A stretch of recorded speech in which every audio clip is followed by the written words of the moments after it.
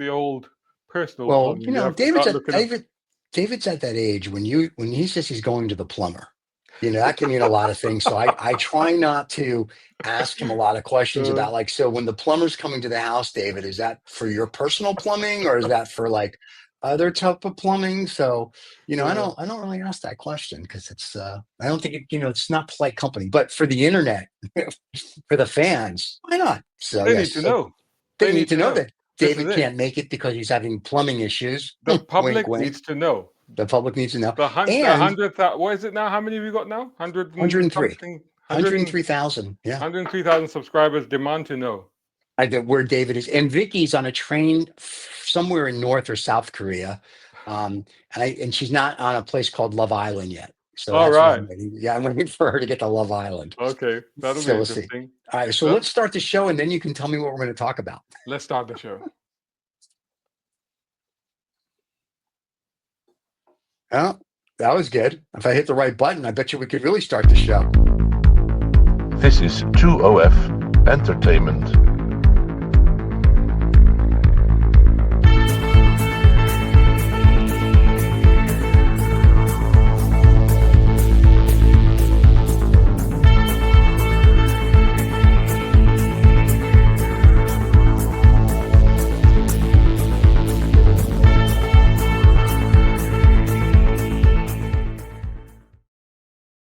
That is a really cool opening. This is why you need Dave and his plumbing. This is why you need it, right? He's in plumbing. But you know what's funny? The other day I was talking to him, because I try not to talk to him that often because it's David. But he said do it all the time. That's what the entire channel is based on, is you two talking to each other. Yeah. Well, we used to have other people talking to each other, and then they were like, "It's too hard." I'm like, "Really? It's hard to talk for an hour?" Because I'm like, when I'm with you personally, you don't shut up. So, but David was telling me that. To be fair, people get very self-conscious, and I can understand that because I've tried to do interviews in the past, and I kid you not, like. We're not even started the show yet, but on a complete tangent. I remember doing a series of interviews with owners of cars, and there was one guy that we were going to interview, and he's smart, he's savvy, he's witty, he's cracking us up, and I'm thinking he's going to be brilliant, he's going to be such a laugh, it's going to be a great interview. You sit him down, you turn the lights on, you put the camera on, blank. Nice. Nothing. Nice. 15 takes later, we're feeding lines to him. We're feeding lines. Say that nothing. Right. Camera off. He's fine. He's at it again. No problem. Million miles an hour. Camera on. Nothing. But it happens. Fair enough. The first time I have ever had to be on television, real TV, back in the day before the internet, was in '99. And it was the year 99, not anything in front of it. But in 99, I was on Australian TV for a company that I was on the board of directors with that did working with strontium that made things glow in the dark for emergency exits and for boats, the green exit signs and all. So I remember that. And you know how you're supposed to have a monitor to see yourself? Right. The monitor, literally, as we go live, it's there. It's their version of Good Morning America or the Today, whatever. The minute we go live, the monitor dies. Yeah. And I'm like, nice. So I can't see them. Yeah. And they can see me. And I'm listening. And I did 7 minutes of Carney. I was just whatever. And then I saw the interview, and I'm like, man, I wish I had the monitor because I'm like, trying to keep it, Yeah, going. I mean, you're kind of in the dark, isn't it? You don't know what's going on. I mean, it's very different to like if you're actually there, than if you're not. If you're just if you're depending on a monitor to set the atmosphere, for example, then that's it. You're at a loss, And then you're completely reliant on the tone and inflection of whoever's interviewing you to give you some sort of a lead as to what your style or approach should be. It's quite difficult. But I mean, I can understand that. I can see a lot of people. But they had our mad scientists on, and all these people from our company, and I'm like, I wish I could really see them. And they were like, and this picture, and I'm like, it's a great picture. I don't know what I'm, could have been like, it could have been two kangaroos doing this. I would have been like, it's exactly, and that would have been worth seeing. Yeah, that was worth seeing when you go to the Outback there. It's very fun. So anyway, enough about Australia, the land down under, where when you flush the loo, it goes counterclockwise. Which I thought was the coolest thing. I just kind of tell you, that is the biggest thing I ever remembered out of my trip to Australia, other than playing golf So with kangaroos, so I you thought spend were a lot of rocks. time looking at the commode whirlpool. I literally just kept, for the first day I was there, I just flushed it constantly, going, "This is awesome, this is awesome." And I this is don't back need when to they go, but I'm still going to flush. just like this. This is the best. I was like, it's like a big 5-year-old. And you, my friend, just came back from, if we can talk about this or not, Yeah, depending yeah, on of you. course we can. Yeah, You just came back from my favorite place in the world, the UAE, yeah, yeah, and yeah. you were at car thing. Yeah, yeah, yeah. Yeah. I was so this was like, I said to my buddy, my long-term friend and former business partner and good mate, Right. that Imtishan Giado, that this was a bit like a movie where, the guy gets called back for one last mission. It Oh was that wow. sort of scenario because I was like literally like 4 weeks before I was prepping for the London EV show, which is what I normally do in November. Right. And then Imtishan calls me up and he says, we're a little short-handed. Can you come out and help? And I'm like, but I'm doing the London EV show. And he says, yeah, Yeah. but it starts the day after. I'm like, I normally need 2 days to recover from the London EV show. He says, no, I'll sort a fly out for you. You come over and Right. you okay. So I said, all right. And I thought, you know what, it'll be a laugh. I'll just go have a bit of fun. And so, it wasn't. It was like, as soon as I landed, I Right. went to the venue. I mean, Right. straight to the venue. You went And to work. we went straight to work, and it Right. was what we were doing. It was basically the they call it the Mille Miglia Right. Experience UAE. They write it 1,000 Miglia Experience UAE. Right. And what it is these are like satellite versions that are around the world. I think America has one. Somewhere else, I think they're also doing one of the original Mille Miglia, which was the classic historic race that used to take place in Right. Italy. Mille Miglia meaning obviously 1,000 miles. And so now they do these versions around the world, which are basically an opportunity for enthusiasts and fans and collectors to get their cars out or to borrow Right. and put them through their paces and actually really enjoy them and do what the cars were actually meant to be done with, actually Right. drive them. So it was a 4-day rally all across the 7 Emirates of the UAE. Started off in Dubai, ended up in Abu Dhabi, taking in the East Coast with some great mountain roads and stuff like that. And then there's a series of nice, really, really nice hotels. Okay. And then my part of this was as part of this event, they invite a media or they invite some media influencers, journalists, etc., etc. So we had essentially about 10 of those, Right. including some famous YouTubers and You're including a famous celebrities. YouTuber, by the way, just Well, so I we're mean, like clear. even more famous than me. Really? There's no one I'm more like famous than you, my I, friend. I'm Just so I'm we're like clear. that, and then there are Right. some that are like that, and then Right. of course there's Quentin Wilson, who fans of old Top Gear will know because he was one of the Okay. original three when Top Gear was first reinvented by Jeremy Clarkson.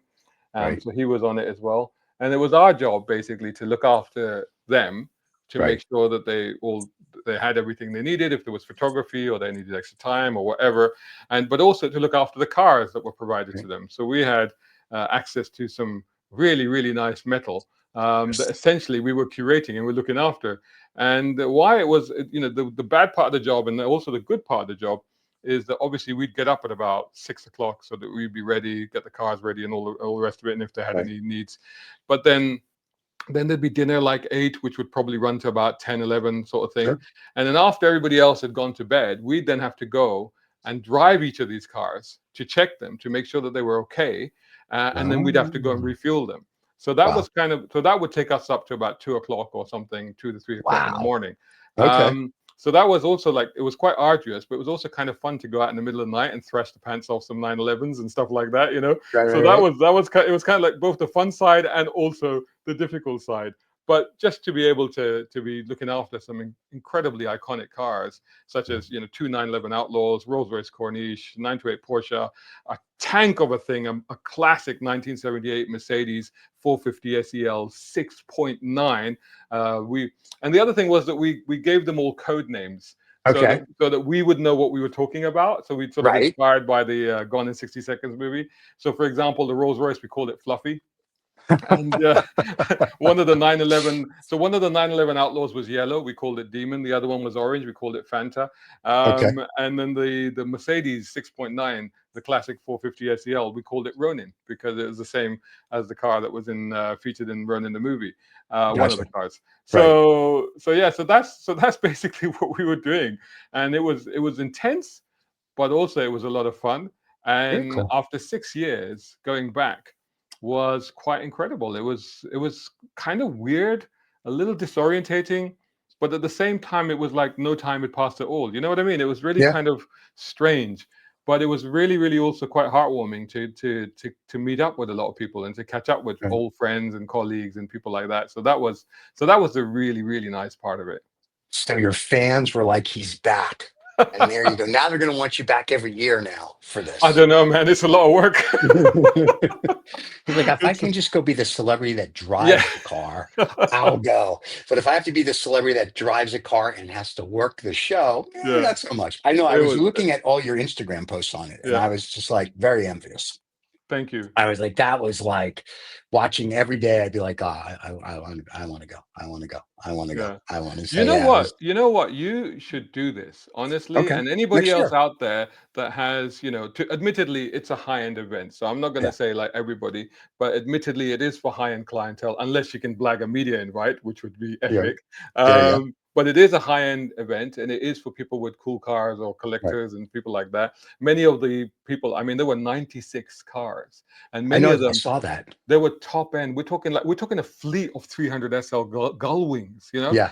I and many of saw. these cars had been shipped in, Oh and you wow. and you got people like some ex Formula One drivers and people like that.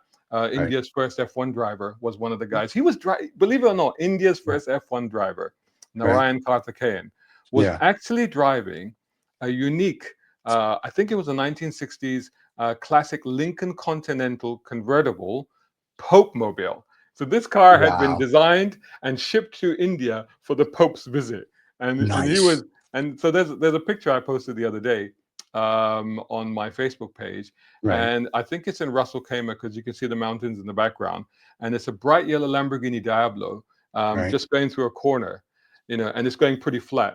And Yeah. right on its heels is this lumbering great white Lincoln Continental That's awesome. following it through. And I'm like, where else in the world would you see that? That's Would you? just I was just gonna say extraordinary. only in Dubai or the Only in the UAE would you UAE, see it. But I would say, it's 4 days of people just having a great time. You see, Right. it is a road rally, so there's a competition element to it. Right. Some people take that very seriously. Others are just having a laugh. Do you know what I mean? So you just take it at your own pace. You can either Yeah. go, right, no, I'm doing it. I'm going to try and win a trophy, Right. etc., Right. etc. Or you know what? I'm just going to have a nice drive and just have some nice meals at the hotels. Yeah. I'm just doing it So for the scotch and cigars. I'm like I exactly, could care less about like yeah because exactly. if the other thing is I wouldn't want to ship anything over there because that would just be a pain in the butt. So I would rent Oh no, something. they organize it for you.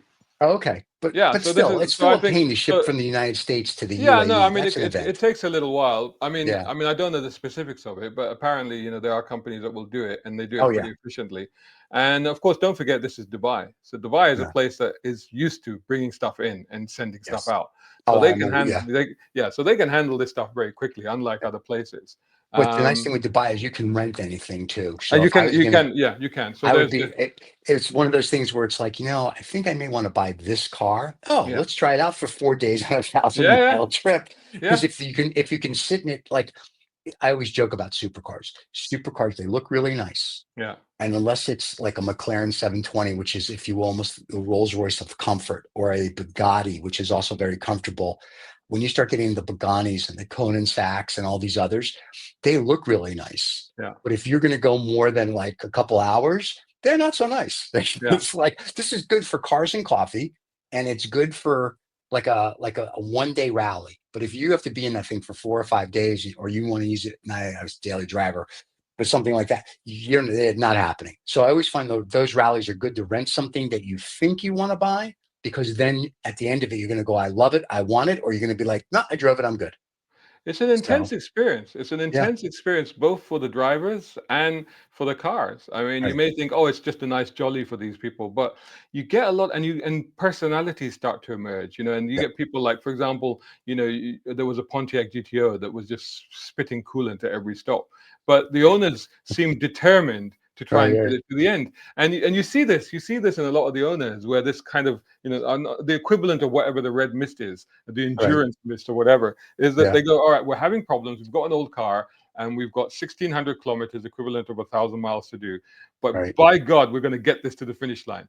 Yep. And it becomes a thing. Do you know what I mean? It Yeah. actually becomes a thing. You got mechanics that are working like all night. So the I was going to technical say, team, yeah, the it's technical sport. team were working all night through the 4 So days. they have a support truck that Yeah, follows and does. And then I'm yeah, assuming the ones that I've been on, not only do they have a support truck for the cars that are like may or may not make it, but they yeah, also have a luggage truck yeah. because none of the cars that people bring can put luggage in them. Oh no, So the luggage gets transported from hotel to hotel. So you right, they basically have come down. the luggage van. Yeah, Yeah, you come down and you hand over your luggage to the concierge, and they make sure that it's waiting for you at the next destination. Then you can just go right. have fun with the car.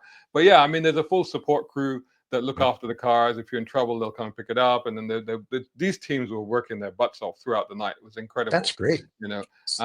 But yeah, I mean, and it becomes, like I said, it's literally becomes. So like I said, some people they're just in it for a laugh. So they just go Right, hotel right. to hotel. They just spend the time in the pool and have nice dinner.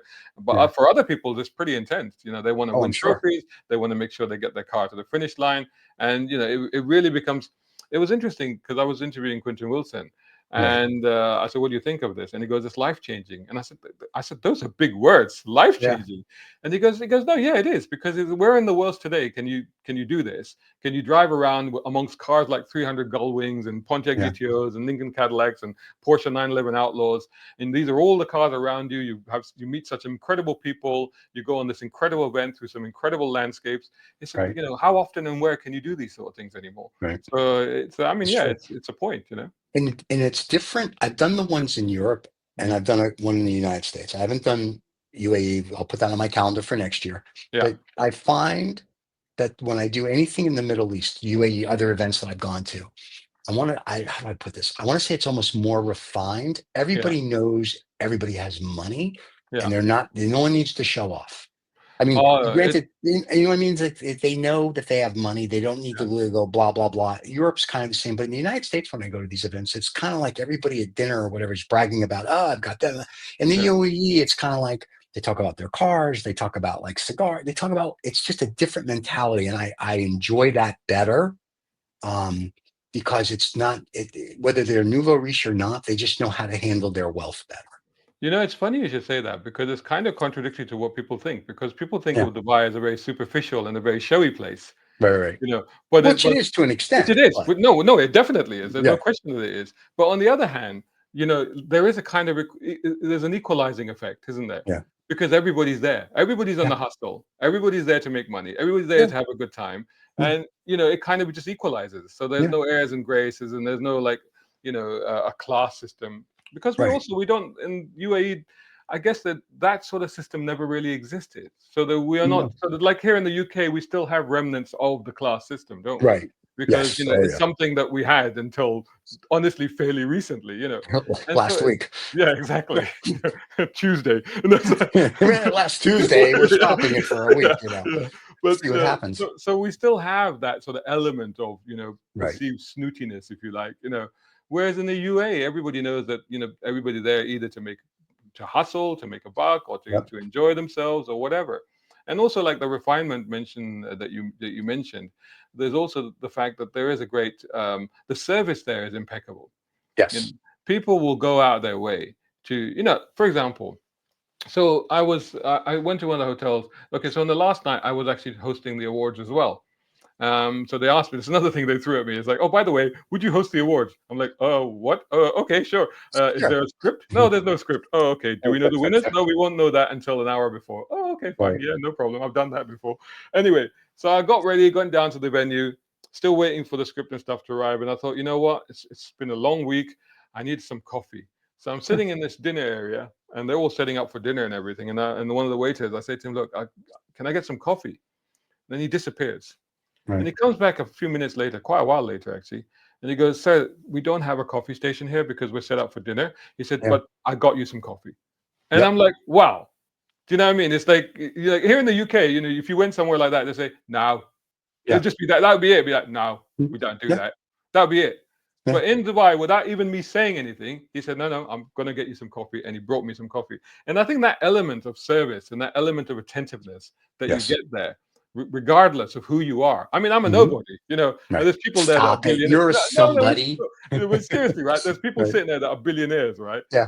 And I'm just a nobody. And he's like, no, no, sir, I got you some coffee. And I'm like, wow. I mean, and that's the difference there. And I think, and this starts, yeah, honestly, Stephen, I set off from the airport here, and it's the Right. usual rigmarole. Yep. Go through security, it takes a while, you're queuing up, blah, blah, blah, blah. And unfortunately, because of the last minute nature of them booking me to do this, they didn't book me a direct Emirates flight. I God got forbid. bloody Egypt Air, which Oh my then had a God. 5-hour layover in the world's worst airport in Cairo, where there was Cairo. literally not even anywhere to sit for 5 hours. Never mind, and then you go through multiple security and all Right. of this Right. nonsense and this and that, and you're knackered, and then you arrive at Dubai airport Yep. and you queue up, and I'm not a resident anymore, so I'm like, okay. I asked the guy, look, I've got to get a visa and this and that. He said, no, no, just queue in this line. And I said, Yeah. yeah, but that's the line for the machines. He said, no, no, it's fine, queue up for that line. Okay. I was like, okay, this is going to go wrong.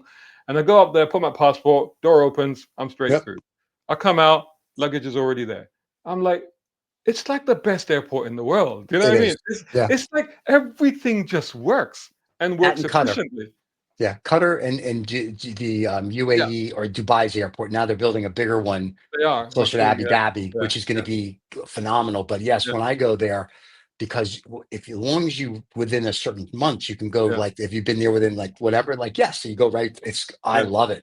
And It's even so my efficient. first time there had not been there for 3 years, Yeah. and I went and did it's my first time in 3 years. The guy's like, yeah, no problem. Blah, blah, blah. And I think I was in and out through customs and security to my luggage in maybe 17 minutes. Yeah. And Yeah. and with the thing now, it takes like 10. And I think the last time I went, I had to wait for the luggage, which took about a minute. And then, of course, Emirates, we flew in the front of the bus.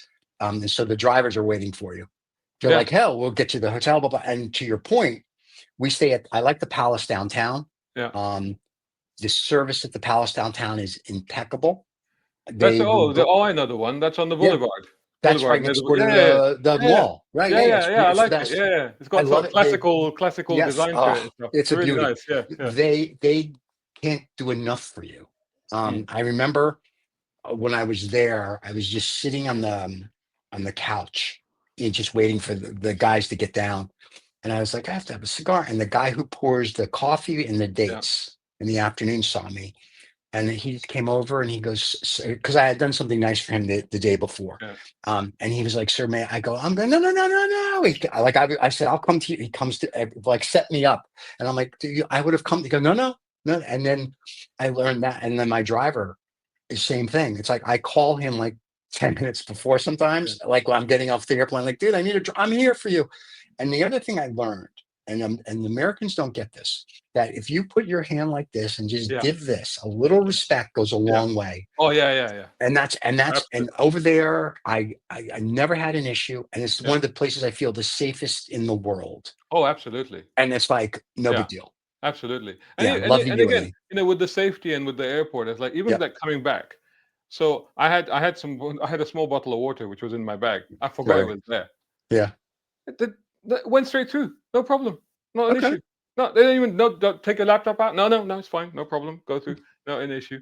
And it's a breeze. It's an absolute Yeah. breeze. And the whole service factor, like you said, and also like you said, just doing that is a little bit of respect. Everybody, Yeah. because everybody, no matter how big or how small, whether it's the waiter, whether it's the driver, whether it's the hotel manager, whether it's a billionaire, everybody appreciates that.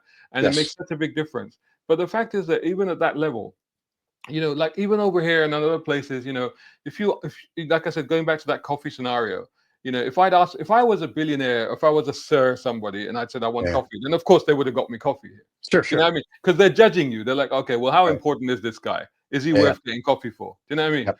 But this is the thing. Over there was no judgment. The guy Yeah. just went off and got me coffee. I don't know Coffee. how far he had to go because we were out on the, because you know what? Because we were at this Comrade Hotel in Abu Dhabi and we were outside Yeah. of the pool area where, Yeah. they just set up for dinner. So he Yep. must have had to go back into the main hotel or something to get me this coffee. But He went to Starbucks.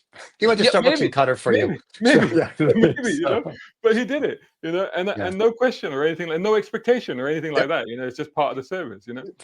But people don't get, and until I tell people there, and like I would move there tomorrow. And Yeah. I vacillate with that. And I just think it's one of those places where you live there 6 months, you can live back in the States Yeah. 6 months. The people are nice, everything is nice. And people go, oh, it's so expensive. And I'm like, I'm from New York. You're Yeah. from London. It's not any more expensive. I mean, you know, I mean, if the rents are the same, the housing is pretty much the same. The only difference there is I think I would just use my driver more than I would buy a car because the traffic is crazy. Yeah. And what I've learned is that you live like you're going to live at the marina or you're going to live more downtown because if you live on the seaside, like we used to stay at the Ritz on the Sea. The problem with that was if we had to go downtown or to like the Palace downtown for Yeah. meetings, that 5 kilometers could take an hour. Yeah. And because I think, and kudos to the royal family. I just think when they're planning, they figured, we'll make some roads. It'll be good. How many people are going to come here? Now, all of a Yeah. sudden, in 2040, they're saying 10 million people are going to show up. And I think there's 3 million now. I don't Yeah. think when they were making the roads, they were like, we're going to have 10 million people here. I think like everybody else, it's kind of like, a couple million people. Yeah. Who's going to come to the desert? We'll make Yeah. it nice. They'll come into it. Now, all of a sudden, they're like, okay, we need to have flying taxis. We need Yeah. flying cars. The roads aren't going to work. I'm like, I give them credit because they are thinking decades and Yeah. decades ahead to make sure Yeah. that there is a vibrant city. But So also, kudos to them. But also, they're ready to build. I mean, it's like the Oh, London yeah. or anywhere else where they're like, "Oh, we're going to need another road. Okay, well, let's have a 10-year committee meeting about Yeah. whether or not we need another road." Oh, Over they there, build like, like that. okay, can we build another road? Okay, let's build Sure. another road. Yep. I Yeah. remember so this is way before. So you remember not the Burj Khalifa, but the Burj Al Arab, the original Okay. 6-star hotel, the first Yep. one, The big sale. The sale. Yep. the one that became was previously the icon of Dubai. Now, Right. I asked somebody one time. I said, "Why did they get 6 stars?" Right. And as you know, it's quite a bit inland from where the Yep. airport is, right? Yes. And they were like, well, because they wanted to make the time from the airport to the hotel at that time as minimal as possible. Right. And in order to do that, they had to cut out as many traffic lights as possible. And I think there Yep. was just one traffic light, and there were 2 at the time. So they built an additional flyover from the airport that would Right. go over the top of the road and then spit you straight out onto a main road so that they would avoid the traffic light. Right. Right. So it's stuff like that. Yep. It's stuff like that where you go, okay, well, can we just build another road that would bypass it and make life easier? Okay, let's just Yep. do that. I mean, Now I will tell you about 10 or 15 years ago, we had a client that put us up there we were doing a deal. Yeah. And so we got to stay there and it was like, wow. Yeah. And then now that I go, I prefer the Palace more downtown because it's Yeah. convenient to everything. Yeah. But when you first go, if you've never been and you go there, it's just that the attention to detail and service on who you are and what you like, whether you're a nobody or you're a somebody, the staff knows everything there is to know about you. They're literally like, oh, we know you. I was like, this is impressive. Yeah. I didn't want to know what he paid a night, but it was impressive. But it was just beautiful. It's expensive and it's still gorgeous. I mean, like when we go to, I think it's the Four Seasons at the Salt Restaurant, the steakhouse, you pass that hotel. Yeah. But now to get there, it's like there's more than one traffic light. Yeah. There is, and also there's a gate and everything. You can't just walk into the place anymore. No. But having said that, I remember like the last time. This is going back a few years, but the last time that I went there, and there was a car event, so I had to go there for a car launch or something like that. And I got to the main door, and somebody, the guys at the door, opened the door for me, and he opened the door and said, "Welcome, Mr. Shazad." And I'm like, how did you and my name tag. and in my head I'm like, okay, must be the car event. I said, okay, yes, oh yes, I'm here for the car event. And they said, oh, which car event is that, sir? And I'm like, hang on, you don't know which car event that is, but you just call me by name. He said, and he said, yes, because I follow you. Nice, very nice. I was like, what? He said, I recognize you. I follow your content, and I'm a big fan. I'm like, oh, okay. There you go. So weird. But yeah, I mean, that sort of thing is what you would expect there, where you get that attention to detail. But as to what you were saying before about living there and expensive. I mean, of course it is expensive. There's no question it's expensive. I mean, I've been through it myself. I've lived there. But like you said, it's expensive everywhere. I mean, in the UK, in London right now, everything is just getting crazy. Prices for everything, taxes, and it's just getting bonkers. But yes, of course, there are certain things that are free, like medical health and stuff like that. There are certain for UAE Naturals, yes. Like if I Yeah, live there, for them I it's have different. to, I Yeah. have to buy Yeah. healthcare and That's whatnot. the, So it's a then little that's the different. trouble. So for us, there are elements there that where it does cost. It's not entirely free. Like you do pay for the visas, you do pay for the Right. medical insurance, you do pay for that sort of stuff. So it does. But having said that, honestly, having gone back after 6 years, I'm like you. I'm like, if I could figure out how, if I could Right. justify how, I would, and especially since my family, because especially the kids, they pretty much grew up there. They Right. still miss that place so much. Yeah. For them, it was like a home. Yeah. And I was like, yeah, because I was looking around going, you know what? It's so good to be back. And it's like, Yep. if I could figure out how to move back again, I would consider it. But it's a heck of a move. And there has to be real justification to do it, you Yeah. know? But I would move to Dubai over Yeah. Abu Dhabi only because Oh, yeah, yeah. Dubai. Dubai Yeah. is much.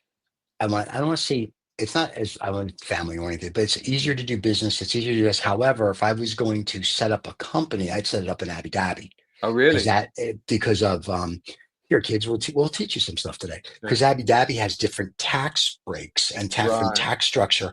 Dubai is okay with it, right? It's just Yeah. it's like the United States, like its own little area there. But But don't you Dubai, have the free zones in Dubai and stuff like that? you Don't they have help? free zones all Yeah. over, but if you're going to buy something or you're going to Mm. do this, that's not a free zone. So the free zones in Dubai are going to be down near the Four Seasons, Yeah. down in that little Wall Street, the financial district. Yeah. Yeah. So that's your free zone. Abu Dhabi has free zones, but Abu Dhabi for certain things for business is better. Oh, But to really? have, but to set up, I would not. I wouldn't want to have my business in Abu Dhabi. I'd want to Yeah. set it up there and then move I'd have an operation out of Dubai, Yeah. because Dubai seems to be, and and this is for my, we spend a month here and there. Dubai seems just to be a little more hustle bustle, and Totally. Abu Dhabi, and I love Abu Dhabi because it's very chill. Yeah. I'm It like, is this is laid cool. back. Like we go, it's like I always joke. My friends are like, I'll go. We have to go to Abu Dhabi, and they're like, we're going to Abu Dhabi. I'm like, it's 45 minutes by car. We're good. And Yeah. they're like, we're going to Abu Dhabi. I'm like, yes, I realize there's nothing to do. You'll be fine. You'll survive, and then Yeah. we'll come back. Yeah. And like, oh, okay. And then it's funny because Qatar, Doha, Yeah. if you will, in my mind, is between Abu Dhabi and Dubai. Yeah. Doha's in the middle. It's Yeah. not as laid back, but it's not as hustle and bustle. Well, But they're starting to get there. what people used to tell me, I've been to Qatar as well, and I got the same impression. What people used to tell me is Qatar is about 5 to 10 years behind Dubai. Yes, It's basically it's trying to play catch up, but it's about five to yes, ten years behind. Um, yes. but also, like I said, Dubai is very vibrant, Yeah. and there's a lot going on, and it's I think unlike any other place in the region, it is an absolute melting pot of Yeah. cultures and of people, Yep. and it's where the world comes together Yeah. to work together and to do business together. I mean, it literally, like I could write the tourist strap for it. You know what I mean? Yeah. That's Yeah. what it is. Oh, I know. It's where the world comes together. That's what it is. When I go there, my friend Mash will take us to old Dubai. And the Mm, first time he took me to old Dubai, I'm like, why is it old Dubai? He goes, you'll see. And you mm, literally, it's like you go from, if you will, the 23rd century. You yeah, go back into like the 18th century, yeah, and old Dubai is old Dubai. But we go to, and I think I've told you this before, we go to the Iranian restaurant that's been there yeah, since like yeah, 78. yeah, yeah, Delicious food, and people are, they can't do enough for you. yeah, And I go back to, nobody really cares. yeah, Everyone's respectful, everybody's nice. I like the fact that you can literally just walk around, yeah, and whatever. What I did learn in Dubai, because I almost got a ticket for it, but because I'm an American and I'm stupid, they let me go for the first time. Do you know they have the little white guy and a little red guy that tells you when you can cross the street. yeah, I didn't realize from New York, we use those as like, why are you bothering me? We just yeah, cross the street. In Dubai, they're very serious about their little red yeah, and white guys. So when it says don't walk, you don't walk. yeah, Because I'm like, there's no cars, I can walk. And just as I was about to step off the curb, somebody's like, uh, no. And I'm like, yeah, what do you mean no? And he's like, you will get a ticket. I'm like, yeah. there's nobody around. They're like, there's cameras, there's drones, Wow. magically they will pop out of somewhere. I'm like, Yeah, got it. So I'm like, okay, I'm good with that. I can wait. I yeah. don't need that extra 30 seconds. So It makes sense. I mean, there's a lot of things where they have reacted to things that have happened. I mean, yeah. it's a bit of a sad situation, but I know when I first moved out there, there used to be suicides on some of the major highways. Oh wow. and these were deliberate because Right. there's a whole blood money situation that exists over there. So you had some sad stories where people were stuck there, they didn't have any money and they couldn't get Right. back and they didn't know what to do. They thought, well, if I just get killed, my family will get some money. So it Wow. was that sort of thing. Okay. So I think that was one of the reasons that they started to instigate this. They were like, they Okay. don't want the people trying to kill themselves, Right. on the roads. And they built a lot of bridges. So if you see Sheikh Zayed Road, you'll see there's a lot of crossing bridges Yes. all along the road. Yeah. And this is one of the reasons they did that, to avoid people just trying to run across the road, sort of Right. thing. But yeah, I mean, it's a place that reacts to that. It's a place where also they're quite reasonable, like you said. I mean, they were like, okay, never mind. I remember Like you're like an one time. idiot. Yeah, It's I mean, okay. I remember, and also it's just down to like how you behave, because again, Right. I remember like one time I dropped a friend at the airport, and I was double parked, and I Right. did get a ticket. Okay. And I looked at the ticket, I looked at the cop, and I just sort of really, with this really sorrowful, I just apologized. And I'm like, okay, and I just said, okay, fine, I have to.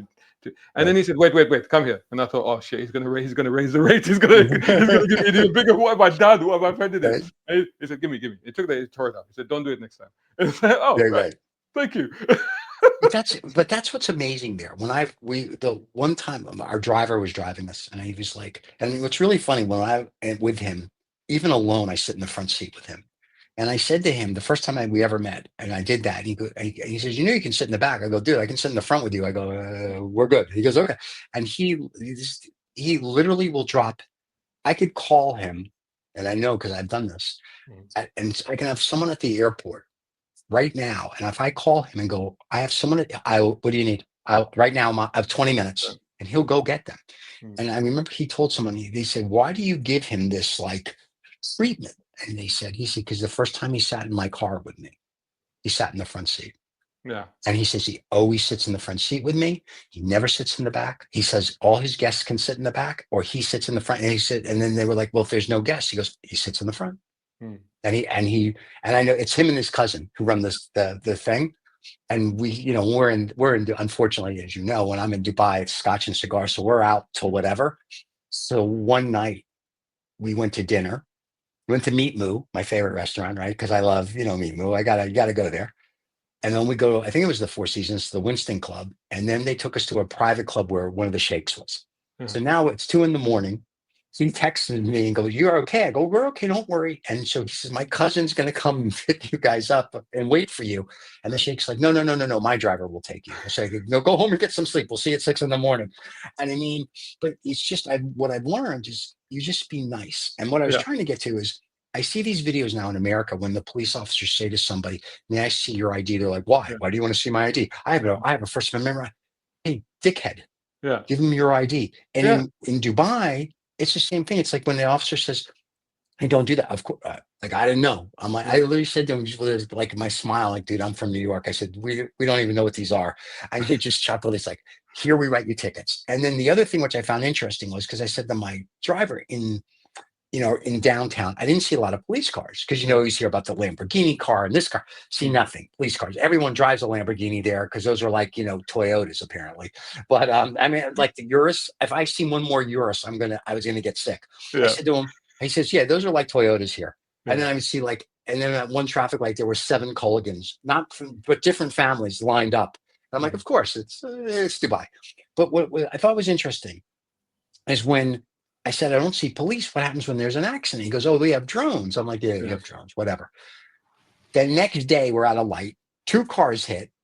And I'm like thinking to myself, all right, let's see what drones within 30 seconds, there's 2 big drones doing whatever, taking pictures, assessing the situation. And because nobody was hurt, the drone speakers like, move your car out of the road, do this, do that.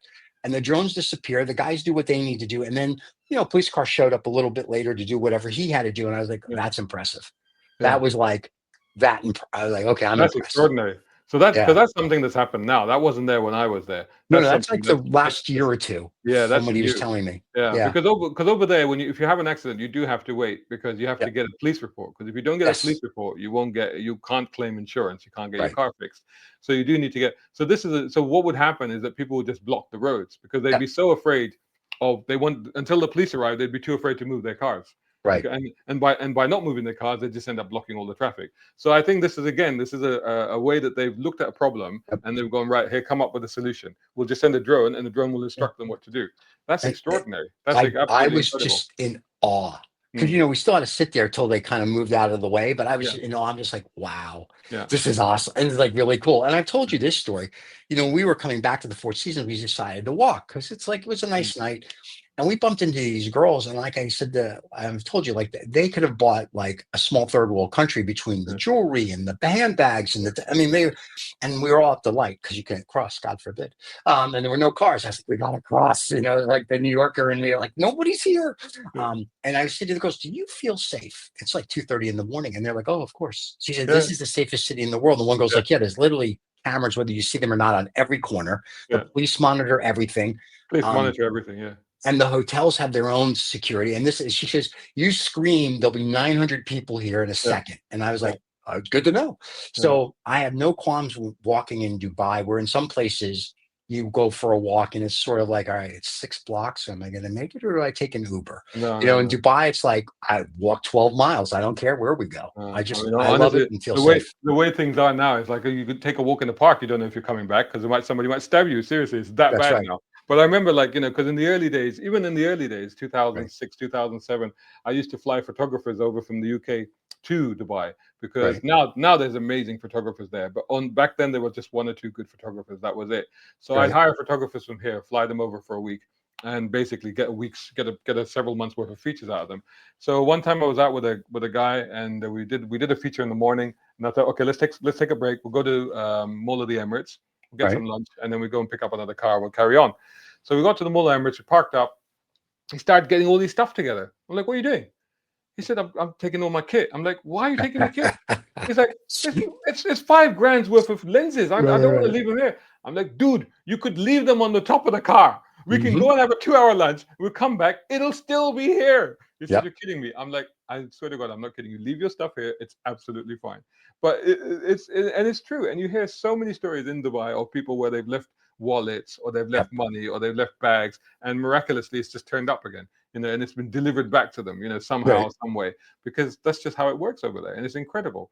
And Just, people might decry, human rights, and they might yeah. decry, the severity of punishment or the legal systems or whatever. Right. But the reality is, like you said, you can walk around at 2:30 in the morning wearing your gold Rolex and not Yeah. have to worry about it. Yeah. That's the thing. And I like that. I remember we went to the Burj Khalifa, did the tour, and you go through the mall to do the tour. We did the VIP, so you're on the 170th, whatever, 60th Yeah. floor, looking at everything. It's a very cool thing. And I remember after, one of the guys was like, I want to stop and get like a little soda at Mm. the food court. And there was a lady, and I remember I heard all the stories before, but I remember she left her bag so she could go get food. And then I was like, all right. And I'm sitting and watching, just I'm gonna see what's gonna happen. And she was gone like 20 minutes because it Yeah. took them 20 minutes to get. And I'm just watching this, and all of a sudden she comes, nothing. People would Mm. look at it and go, oh, it's not a big deal. I'm just in awe of that. Because in the States, if you left anything on a table, Yeah. in 30 seconds it'll be gone. No, So and when Impashan came over in the summer, and yeah, we went out for a burger, and when this is in the middle of London, and we yeah, sat down, and we just sat down, and he just put his phone on the table, and he started chatting. But he put his phone in his wallet on the yeah, table, as you do in Dubai, and he just started chatting. And I'm like, mate, what are you doing? yeah. Nothing. Don't do that. I was like, don't do that. He said, what? Yeah, That? Don't do that. I'm like, yeah. why? Because the next time you look, it won't be there. That's You know, right. you're Someone's forgetting where you are. This is not yeah, Dubai. And he's like, oh yeah, damn. And he put it back in his yep, pocket. I'm like, no, you cannot do that. yeah. This is kind of crazy though. This thing is turning into a little bit of the people think we're sponsored by the Dubai Tourism Board. I know, Honestly, right? We are actually, the Sovereign Wealth Fund sent us a check to make sure we promoted it because you were okay. there. I'll But I'll, ma- I'll I'll make sure I send you my bank details so you yeah, can get my please. commission. So, but listen, it's a great place. So, and we're not being No, sponsored, so people might as well know. but this is the thing, because like one of the posts I put up, I think on my Facebook, and somebody commented, and it's Right, like, I would never support Dubai because Dubai is this human rights and right, right, labor and how they treat laborers and all this blah blah blah. And I said, dude, I'm like, you can be so blinkered if you really really want to be, but if right. you take your blinkers off and just look around you, I'm assuming you're somebody in the UK, just look around you and look at the Mm, injustices that are happening right here, right now, today, yep, right? Before you go accusing anybody else of anything, right? Yeah. Dubai has had its problems for sure. It has. There's no Yeah. question, and they've been public. But Yeah. it's done a lot to rectify those problems in the past. It's Yes. done a lot. The Well, the levels of four. standards, the human Yeah. rights standards, the levels of requirements and laws around laborers have Yep. been radically changed. So, Yeah. but there were issues in the past. Even camel racing, they used to Yeah. use little kids, and those Now they kids use used to be now they use the electronic now they thing use that hits robots. them. They I use kind the of robots. Yeah. I don't think using the little kids was a terrible thing. I'm all for Well, it. it wasn't using the kids wasn't terrible, but it's how those kids got there because invariably they were kids from Pakistan and they were being traded and stuff like that. So Right, there right, was right. all that That's the stuff going bad on. thing, right? So that was a bad thing, and so they Right. got rid of that and they were well, how shall we address this? And they got right, Yeah. we'll create little robots that sit on Yep. the And they camels, did it. and Yep. and that's what we'll do. So at the end of the day, it's like you can be blinkered and you can say these things and you say I refuse to support them or I'm not going to Right. go to Saudi Arabia because it's sports washing and this and that. Right. It's like, Right. well, you can say all of those things, but then if you don't engage them, if you just Right. boycott them, if you don't, because the thing is, the people in these countries, you have to remember, they're playing catch up. They're Right. playing catch up with the rest of the world. They're still Yeah. developing. They're still learning. They're understanding what's going on in the rest of the world. It's not like that they're closed-minded. It's not like that they're closed to these discussions. They're happy to have those discussions, particularly in the UAE. UAE is obviously Right. more advanced than the rest of Yeah. GCC. But the UAE has always been ready to have that discussion. It's like, well, if you have a problem, let's talk about it and let's see if we Right. can find out a solution or a compromise or something. And so even when they had the World Cup and the World Cup was in Qatar, and there Yeah. was so much discussion here about, oh, should we be supporting Qatar and this and Right. that? I'm like, look, people that went to the World Cup, I'm not a football fan. I don't follow Right. it. But from what I saw, there were a lot of bad news stories that were coming out in the media. But the Yeah. rare story where they interviewed somebody that went there, they said, it was the best World Cup ever. Yeah. Because everything was organized, everything Yep. worked, everything was sorted. We had no Yep. trouble. As long as you behaved yourself, Yep. everything was fine. And you drank where you were told to drink. Yeah.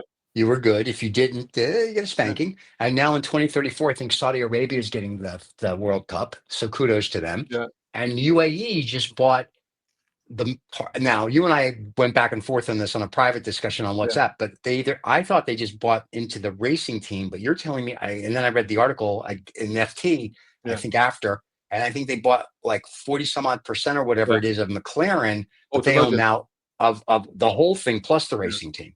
Yeah. So I think they've bought into the McLaren and into part, but I think they've taken control or they've taken part control of McLaren Automotive. So that's okay, that's the side that actually makes the cars, the road cars. So right. not Thank the God. racing team, but the road Yeah. cars. So yeah. So now basically McLaren supercars are partly owned by the UAE. So that's And how I that just works saw, now. and I just Yeah. saw the new McLaren W1 that came out.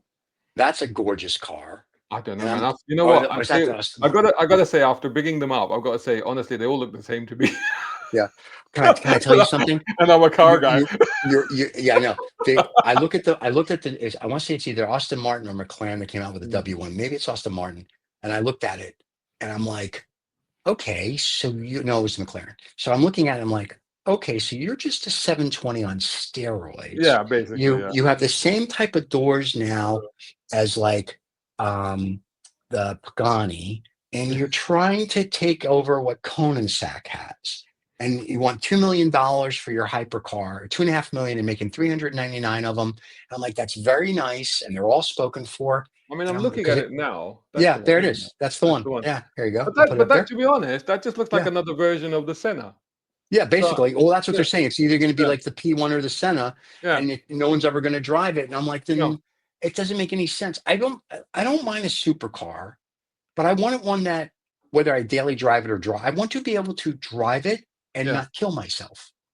And I always say that's the problem. This is the problem with these cars is that they are, you need to be a Lewis Hamilton Yeah, or basically. somebody like that to be able to drive these things anywhere near their limit. For Yeah. us mere mortals, it's impossible. And this is going back to right at the beginning of the conversation and talking about driving these classics. Right. And we had a couple of great cars. There was a little Mercedes 280 SL Pagoda. Oh, Right? they're the best. And the thing is, like, I'm not particularly a Mercedes fan, Right. and this was a restored example in red, convertible, roof down. Right. And I was throwing the keys. Hey, you got to take this for a drive and fill it up. I'm like, oh, okay, fine. Got in the car. 4-speed manual automatic, Right. 4-speed manual actually, manual shifter. And I got in this car, and within minutes I was grinning like a nutter, because this thing was absolutely peachy. It's only Yep. 4 speeds. It isn't going to go that quick, but the engine was revving its nuts off. It was raw. It was fun. The gear linkage was loose, but you had to fight the gears. But it was like Yep. fine. Once you got them in, you were like, yes, I've got them in. And it was just such a joyful, joyful little car that you didn't Yeah. have to go fast to be enjoying. But you were just, and the couple that actually had that car, there was an influencer and I think a guy with the influencer. And I remember, I will never forget the guy's face, because every morning I would meet him and Right. I'd give him the keys to his car.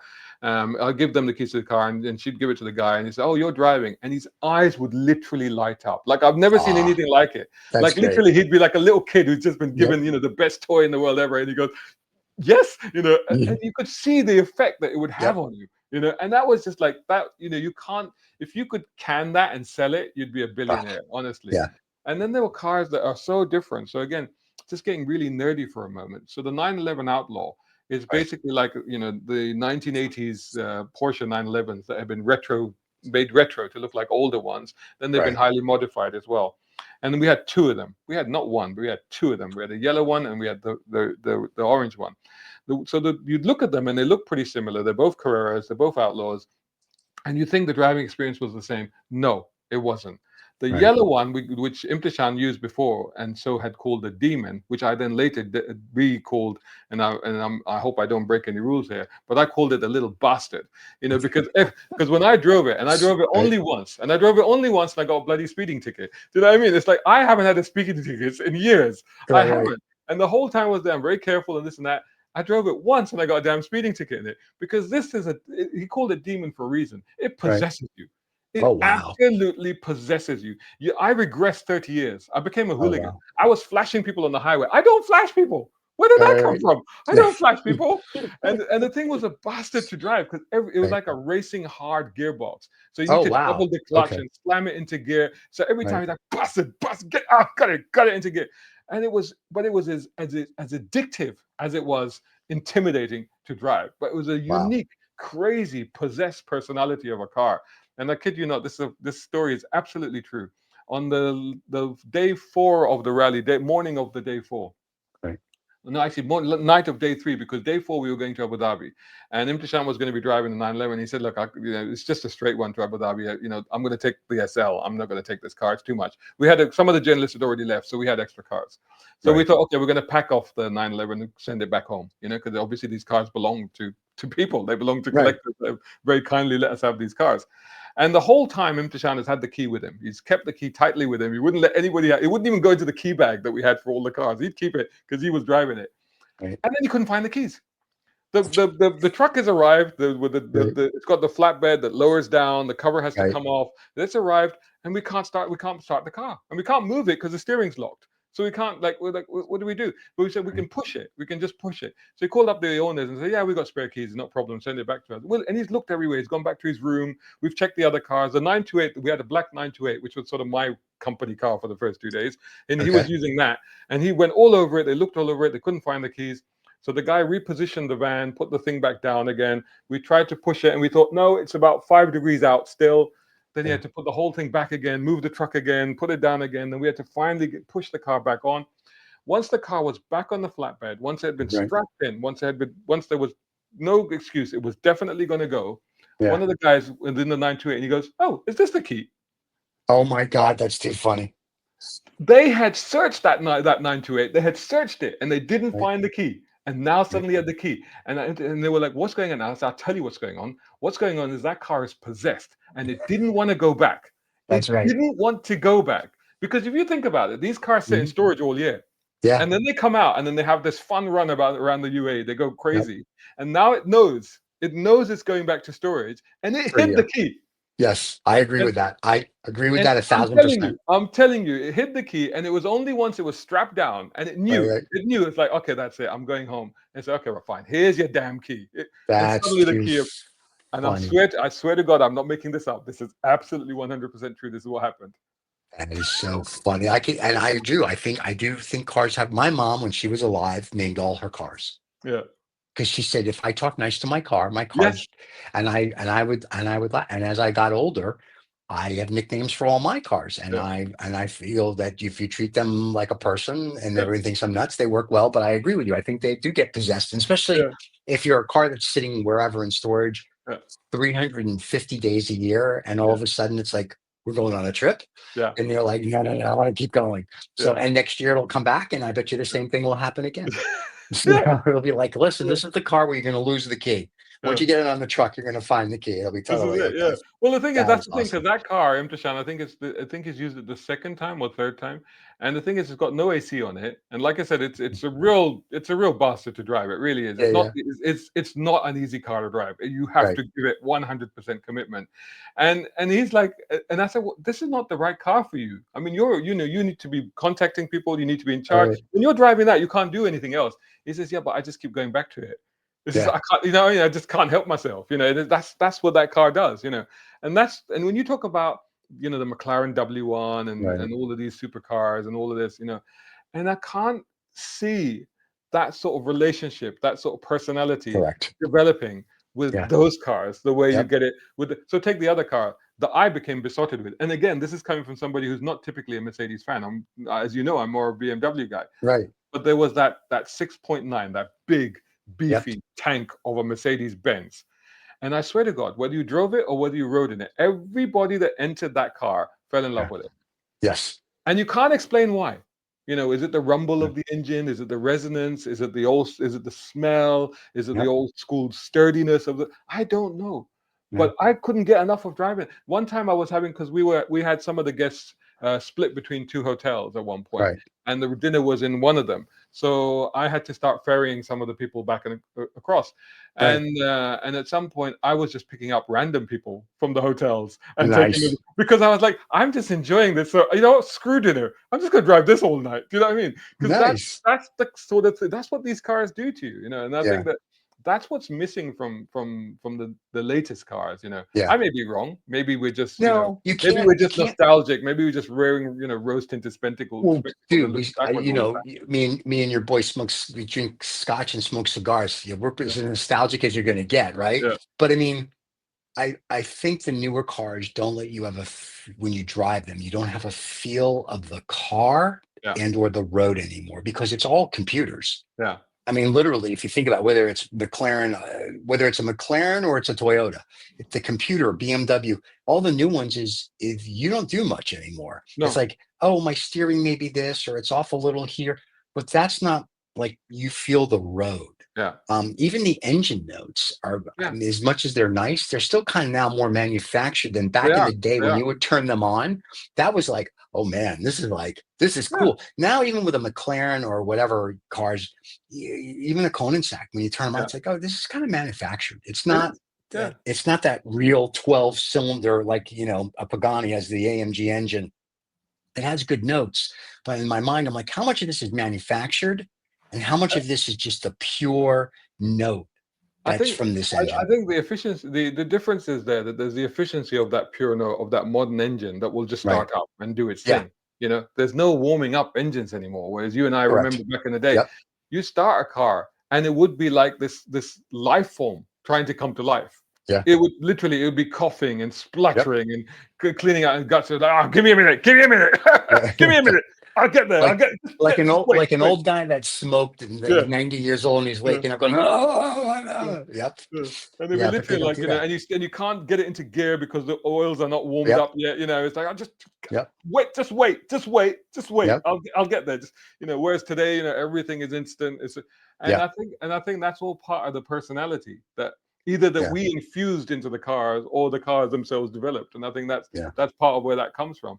But spending a week, with all of these, I mean, even like the Rolls-Royce Corniche. I mean, what a Oh, that's a magnificent thing. beautiful car. What a magnificent Yeah. thing. And didn't miss a beat. Two or three cars, I think about two. So nearly every car had some issue or another, but Right. the Mercedes Pagoda, the 6.9, and the Rolls-Royce and the Outlaw 911s, they never missed a beat. Of Never course missed a not. beat.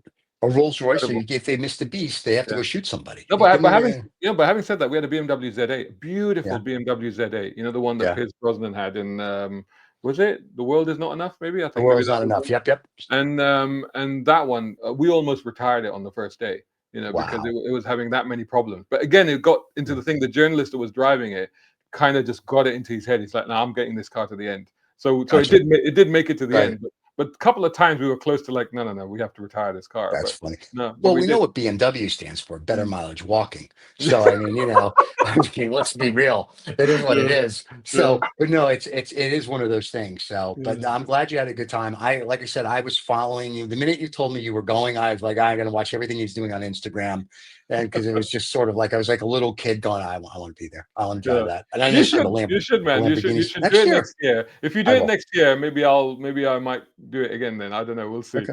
But Yeah. you should definitely. It's highly recommended. It's highly I recommended. I've Not done the just for ones the like I cars, said, not just but for the cars, people. but just for the people. Yeah, the It's people. one thing. It's one thing that Quentin Wilson said, because every night he'd be there at dinner. He'd be at a different table. I mean, this Right. is a celebrity, and he'd just be chatting to people. And he just say to me, he said, it's just amazing who you meet on these things. He said Yeah. it's just such an amazing diversity of people that all come together because they Yep. just love cars and driving. Yep. And you can talk about anything. It's amazing. Yeah. And I think that's where the real fun is the Yeah. people. That's what it's all about. That's what it's always been about. If you Mm. have a good group, whether you know them or you don't, whether you're playing golf, smoking cigars at a car event, if you have the right group, that'll be the best whatever event of your life. If you're Yeah. with a group that sucks, Yeah. I don't care what it is. It could be an F1 at the Yeah. VIP tent. This is going to be the worst. And and I've been fortunate when I've done that. I've had good groups there. I'm very fortunate. But then again, I'm just a goof. So Yeah. I just go and I just look for goofs as well. Yeah. And so it's awesome. So I don't care if they're a million years old or if they're 25 years old. As long as you're a goof, we can hang and we're good.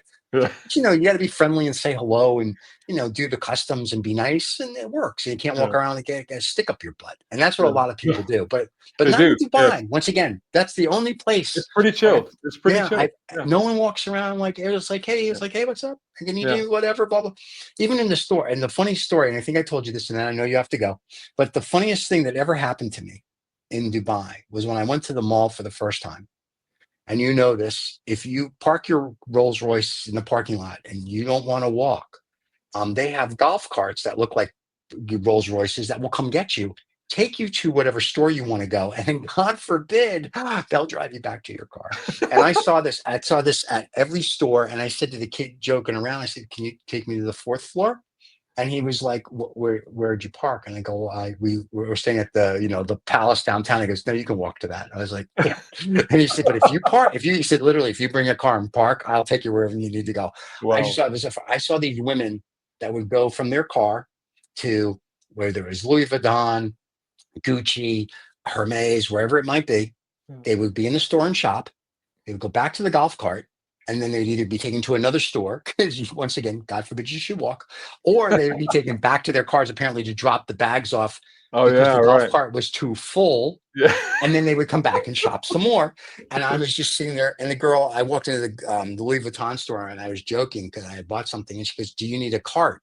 I'm like, "What kind of cart?" She goes, "A golf cart to take you to your car." I'm like, "No," I told her where we're staying, and she's, "Oh, you can walk that." I'm like, "Thanks." So it's like, I'm thinking to myself, I'm going to come in a car next time just to Yeah. get the golf cart to take me.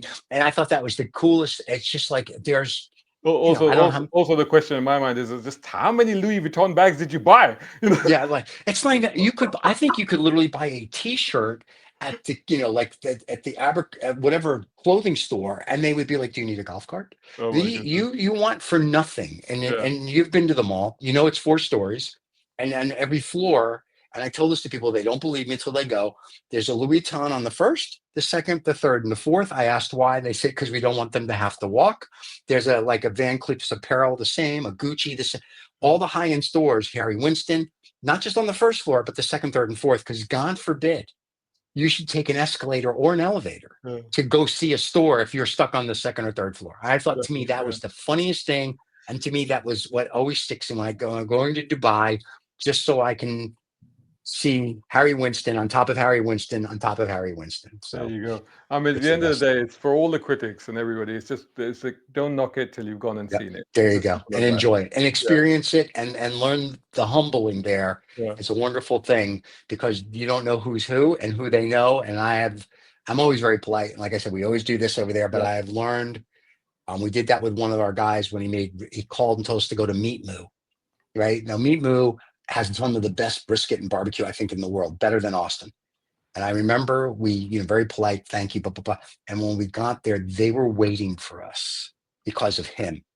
And we got treated like royalty. And it was like everything we could to give them money. And then, of course, when we went, when he didn't tell us, we were normal people, but they still treated you like royalty there. And it was just like, this is like unbelievable. So it is a wonderful place. And no, they're not paying us, but yes. So that's it. But I think wish they were. I know, right? After this hour show, they should. I think though in December, though, to your point, we should probably discuss this Octoberish. And maybe we go and we'll drive something in the thing and we can do a whole series while we're driving. Oh yeah, that'd be cool actually. Well, with an old school car, which means we're not going to do anything because we have to actually concentrate on the driving. So you have to focus on it. But it's a lot of fun. It is a lot. Oh, I saw you had everything there. You had Lamborghinis, you had Ferraris, you had. I was just like, I was like a little kid just watching your stuff. It was the best, my friend. So it's good to see you. Now, I'm not sure what holidays everyone's celebrating or not celebrating. So let me get it out of the way since we won't see you till next month. That's so right. Merry Christmas, Happy Hanukkah for the Gentiles. Happy New Year for the Jews. You get yours in September. There's a whole the bunch Chinese of in February. There was because I remember last time you brought up there was some obscure ones that you brought up last time as well. Well, that was like David and Vicky. They were bringing up like Kwanzaa and all this other stuff, and I'm like, what the who?